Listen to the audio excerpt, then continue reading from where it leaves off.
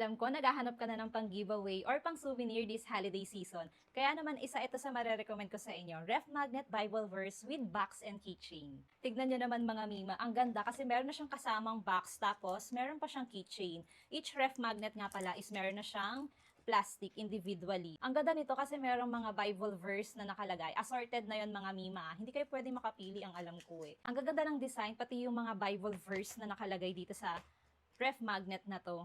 ATM card size yan. Ang ganda oh. Be the change you want to see. Super nice. And yung keychain, tignan mo.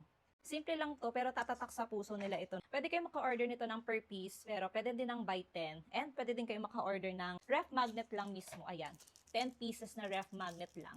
Mas affordable siya kasi wala siyang kasamang box and keychain.